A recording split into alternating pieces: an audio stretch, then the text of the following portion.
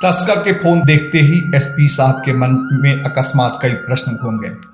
इतना जल्दी उसे इसकी जानकारी कैसे हुई और मेरा नंबर उसे किसने दिया, इत्यादि इत्यादि। किंतु तस्कर के प्रश्न और आदेश सुनते ही नौजवान एसपी की पुलिसिया हेकड़ी भी जाग गई। मुझे पैसों से खरीदना संभव नहीं है जनाब। तो फिर कैसे बिकोगे? सोने, हीरे, मोती, जवाहरात क्या लोगे? बोलो। चालान वह तो नहीं मिलेगा। बाकी बोलो तो तुम्हें गड्डियों से तौल सकता हूं, रत्नों से ढक सकता हूं। कोई जरूरत नहीं है, मुझे चालान चाहिए, बाकी कुछ नहीं। इस बात एसपी साहब थोड़ा क्रोधित हो गए थे। तो फिर सोच लो, अभी नया जोश है, अकड़ना ठीक नहीं। सौदा तो पटेगा, लेकिन यह तुम्हारे हक में सस्ता पटेगा या महंगा, यह तुम पर निर्भर करता। कान खोल करके सुन लो एसपी शिवाकांत, उस गाड़ी में जो और जितना माल है उसके दाम तो छोड़ो, सिर्फ उसके लाभ से ही तुम्हें जिंदगी भर की सैलरी भी दे सकता हूं। तो सिर्फ 10वां हिस्सा ही खर्च कर तुम्हारे पूरे टीम, दरोगा विजय राय, हेड कांस्टेबल रास बिहारी शुक्ल और कांस्टेबल सुमंत यादव के साथ दूसरे भी 2 सिपाहियों को बर्बाद भी कर सकता हूं। इंडिया के किसी भी ऑफिसर की उतनी औकात नहीं जो अल्बर्ट की गाड़ी रोक ले। सुनते ही एसपी शिवाकांत झल्ला गए। तो फिर तेरे बाप की भी हैसियत नहीं जो इंडिया के ऑफिसर से अपनी गाड़ियों को छुड़ा ले। तेरी औकात बिगाड़ के रख दूंगा। तुझे अपने हैसियत या इंडियन ऑफिसर जरूर दिखाएगा। तेरी गाड़ियां या तो वाजिब चालान से छूटेंगी, नहीं तो माल सहित दोनों गाड़ियों को थाने में ही सड़ा दूंगा। चल फोन रख। कहते हुए एसपी साहब फोन काट दिए। फोन काटने के बाद दोनों गाड़ियों को खींचकर थाने ले जाने की कवायद अभी शुरू ही हुई थी कि अंधेरों में से एक आदमी अटैची लिए अकस्मात प्रकट हुआ। वह किधर से आया कोई नहीं देखा, लेकिन वह इत्मीनान से अटैची लिए एसपी साहब के पास पहुंचा। यह आपका नजराना है साहब। कैसा नजराना? एसपी साहब बोले। गाड़ी छोड़ने के लिए।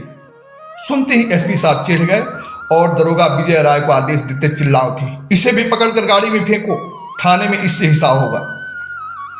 सुनते ही वह आदमी अटैची वहीं फेंक कर भागने लगा। उसे पकड़ने को एसपी साहब अटैची लिए थोड़ी दूर तक उसके पीछे पीछे दौड़ते गए, किंतु वह आदमी पकड़ में ना आ सका, भागकर झाड़ियों में घुस गया। वह अटैची भी थाने आई। थाने में दोनों गाड़ियों को खड़ी करने तथा ड्राइवर खलासी को हाजत में बंद कर दरोगा और दीवान को इस केस से संबंधित आवश्यक निर्देश देने के बाद एसपी साहब रात के करीब 12 बजे अपने आवास आए थे। वह रात उनके लिए खुशियों भरी रात थी। वह रात शायद उनके जिंदगी की सबसे खूबसूरत रात थी। वह रात आज के गर्वानुभूत और कल की योजनाएं बनाने वाली रात थी। बिस्तर पर पड़े पड़े सोचकर मुग्ध होते रहे, कल सुबह समूचे प्रदेश में उनके नाम की तूती बोलने लगेगी। परसों तक मीडिया में उनका नाम का डंका बजने लगेगा। एंकर चीख चीख कर उनकी ईमानदारी और कारनामे का गुणगान करेंगे। मेरे मीडिया कवरेज को बार बार दिखाकर मेरे साहस और कौशल की सराहना करेंगे। किंतु सुबह उठकर जब उन्होंने टीवी खोला तो समाचार सुन उनके होश उड़ गए। यह क्या? लगभग हर चैनल चिल्ला चिल्ला कर एसपी शिवाकांत की भर्त्सना कर रहे थे। उच्च अधिकारियों के इंटरव्यू चल रहे थे। डीआईजी साहब कह रहे थे कि कैसे एसपी शिवाकांत ने तस्करों से 12 लाख रुपए लेकर उनकी गाड़ियां छोड़ दी। तस्कर का आदमी जो पैसा लेकर आया था उसके पीछे पीछे अटैची लेकर भागते एसपी साहब का वीडियो वाइड चल रहा था। रुपयों से भरी उस अटैची के फोटो दिखाए जा रहे थे। घुसखोरी के इल्जाम में रातों रात एसपी शिवाकांत को निलंबित कर उनके स्थान पर रवि कुमार नए एसपी बना दिए गए थे। समाचार सुन उनके पांव तले जमीन खिसक गई। जल्दी जल्दी कपड़ा पहन उस थाने गए जहां तस्कर की गाड़ियां खड़ी कराई थी। किंतु ये दोनों गाड़ियां रात को ही जा चुकी थी। थाने के स्टाफ से कुछ पूछना चाहा, किंतु वे कुछ भी बताने को से इनकार कर दिए। हताश सा एसपी साहब एसपी ऑफिस गए, किंतु वहां रवि कुमार पहले ज्वाइन कर चुके थे। निराश हो आवास पर आकर फूट फूट के रोने लगे। संध्या समय हतोत्साहित सा आवास में सोए आगिल कदम पर विचार कर ही रहे थे, तब तक मोबाइल बजा। जब उन्होंने फोन उठाया तो वह तस्कर सरगना का ही फोन था। फोन उठते फिर वही कड़क आवाज गूंज उठी, मिस्टर शिवाकांत, तेरे देशभक्ति और तेरे ईमानदारी की जरूरत तेरे मुल्क को नहीं, मुझे है, अल्बर्ट को। आओ मेरे साथ आओ। 1 साल में तुझे मालामाल कर दूंगा। 1 साल में तेरे पास बेशुमार दौलत होगी। आखिर पैसे के लिए ही तो नौकरी करते हो।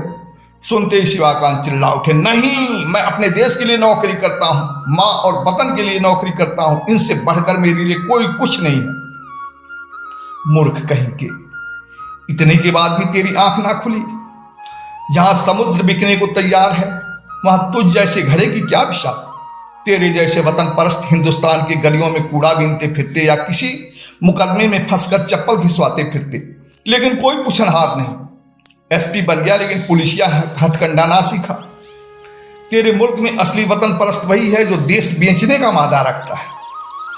जहां ईमान बिकता हो, खून बिकता हो, कानून बिकता हो, इन सौदागरों के बीच तू जमीर की बात करे, वतन परस्ती की बात करे, तो यह तेरी मूर्खता ही तो होगी। नजर उठा के देख, जो 12 लाख तुझ एक को ना खरीद पाए, वे 12 लाख समूचे सिस्टम को खरीद लिए।